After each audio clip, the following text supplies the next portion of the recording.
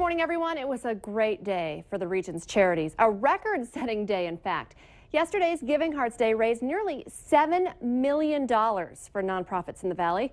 It beats last year's giving by more than $1 million. The 24-hour online fundraiser, where donations are doubled by Dakota Medical Foundation and other groups, received 30,000 contributions. The money will go to help fund almost 300 charitable causes around the valley. It's one of the biggest fundraising days of the year for many local groups, and $7 million in 24 hours. Just an amazing job by people in the valley. A very good Friday morning, everyone, and thank you so much for waking up with the Valley today. I'm Kyle Bosch here with Lisa Bedell. We're just getting started with nonstop news and weather all the way up to the top of the hour to help you plan your day. Well, the National Center on Sexual Exploitation is asking people to boycott the new movie 50 Shades of Grey because it says the storyline is causing young adults to act out a violent message. The film tackles some dark issues, including what some say is sexual abuse. The book was based on a bestseller, and the movie version is pulling in sold-out crowds, including a West Acres Cinema in Fargo for last night's opening. Some people buying tickets for the show said the movie's message boils down to knowing what's right and wrong. Other moviegoers told us more people are just more open-minded these days. A bipartisan bill will be talked about in the Minnesota legislature and could delay your car repair after a crash. The bill's intended to reduce insurance fraud, which is costing Minnesotans higher premiums and higher prices for goods and services. Now, the bill would stop the release of accident reports for 30 days to keep solicitors away, create a civil penalty to get stolen money back from people who commit fraud, and provide more oversight to help medical boards and law enforcement target fraudulent health care providers. Lobbyists with the Minnesota Association for Justice say while they support many parts of the bill, they are concerned about people with legitimate insurance claims having to wait to get that accident report. It's 6:51. Time for weather on the ones. Let's check in with meteorologist Mick Kerr on this Friday the 13th. Hey, our lucky day because it's about 30-some degrees warmer than yesterday morning. And at this time of the day, probably other than at 5:02, boy, the busiest time of the day for I-94 in South Fargo. It's mostly cloudy. Blanket of clouds, 18 degrees, west-northwest wind at 10, feels like 6 above. That's the wind chill, but in reality, it feels pretty good out there. 3 below wind chill, though. Winds really picked up in Grand Forks in the last half hour or so, north at 24. We will see a little bit of sunshine today, but let's call it partly cloudy, maybe 50 shades of gray up there. 16 to 20 degree temperature range today. That'll be it. Now, the big issue that you need to know about is this evening. As a cold air mass surges southward out of central Canada, we will not only fall to below zero, we will create wind and snow and blowing snow and cold wind chills. Hardly any snowfall, but a lot of blowing snow. Our snow that fell earlier in the week is really kind of powdery. Although it had a crust on it and didn't blow much earlier, it won't take much to create some blowing snow issues this evening. And again, especially out in the rural areas. In the nighttime, in the evening, you might be in town, then you head out of town after a ball game or something, you can find yourself in trouble. So be prepared for poor visibility rural areas starting in the north this evening and later in the evening in the southern end of the valley. It'll start up in the northeast corner of North Dakota, far northwest Minnesota, about 6 o'clock or so. And again, we've already picked up a 24-mile-an-hour north wind at the moment in Grand Forks. But the real issue won't come till later today when cold air up north sinks southward. 18 Fargo, 16 Wahpeton, Fergus, and Elbow Lake, 18 in Gwinner. And again, the wind is in the process of turning around to the northwest now. Our forecast for the weekend outlook is for nice day today, cold tonight, and very Arctic tomorrow, and then snow tomorrow night into Sunday. Thank you, Mick. It's now 7 minutes before 7. In this morning's schemes and rip-offs, Valentine's Day isn't all hearts and roses. Scammers are using romance to rip people off. The Better Business Bureau is warning us to be careful not to fall victim to a crime that affects the pocketbook and emotions. Scammers can pretend to be love interests over social media, dating websites, or on the phone and then ask for money. And the BBB says that should be your biggest red flag, someone asking for cash.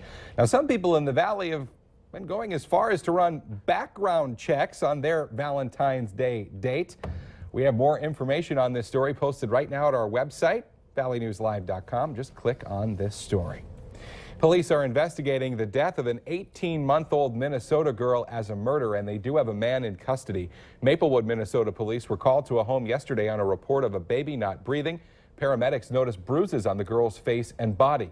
Now, the boyfriend of the girl's mother has been arrested. Police say they'll release more information later today.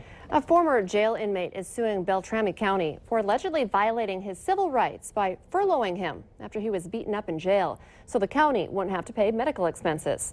The Fergus Falls Daily Journal is reporting that Theron Stay is seeking punitive damages of $1 million plus $44,000 in medical bills as a result of a broken jaw that he says he suffered in jail.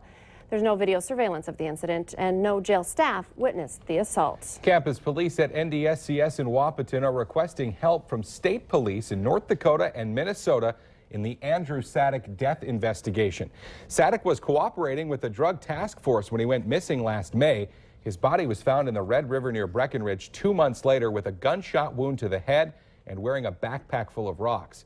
Campus police have been handling the investigation since it started last year.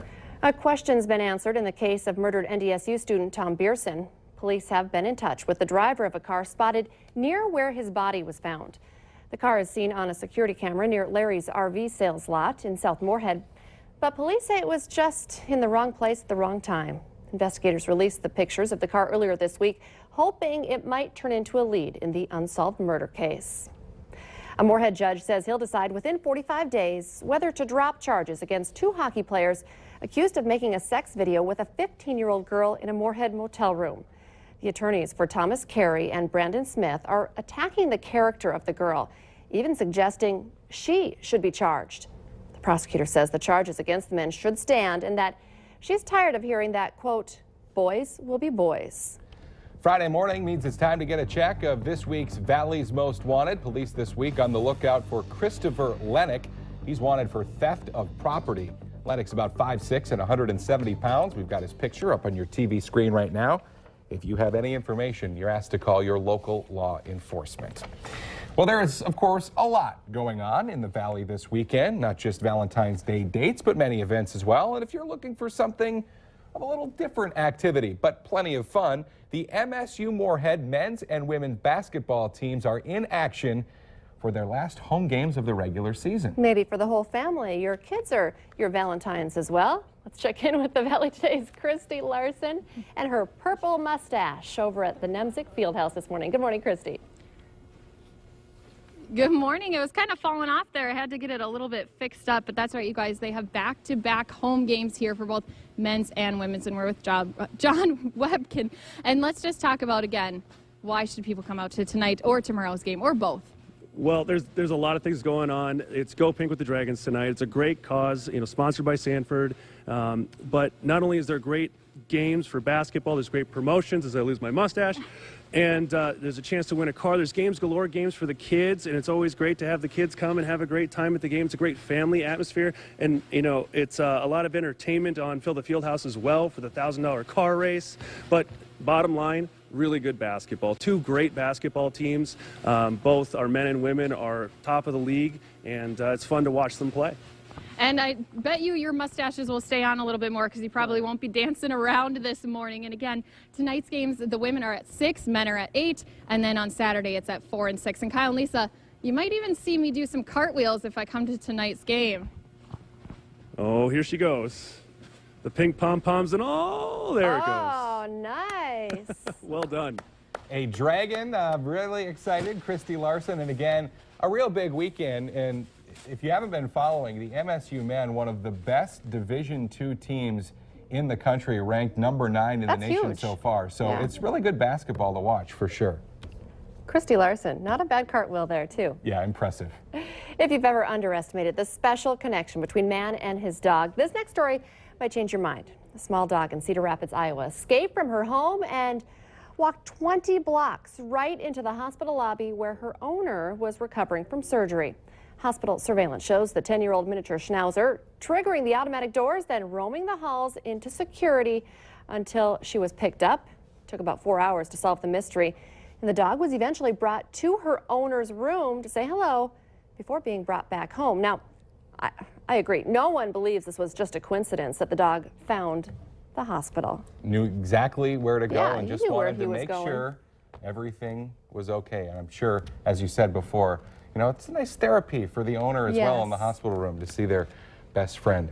Time to get our answer now to our question of the morning on Facebook. According to a Men's Health survey, 61% of people say doing this on Valentine's Day is cheesy. Cheesy. Well, the answer? Going on a first date. So what are you Maybe. supposed to do? Well, I think it'd be kind of a lot of pressure. First Yeah, date that's to be true. Valentine's Day. But Better go today then. yes, bump it up a day. Go And on then you're Friday good. the 13th. Make it a lucky day for you. Scary. Quick check of our forecast for this Friday the 13th morning. We start with a very mild morning. Yes, over 30 degrees warmer than yesterday morning. And we'll finish about 20 for the top temp today. Thanks for waking up with the Valley today. More local news and weather for you right here in 25 minutes. Have a great Friday and a great weekend, everybody. We'll see you on Monday morning.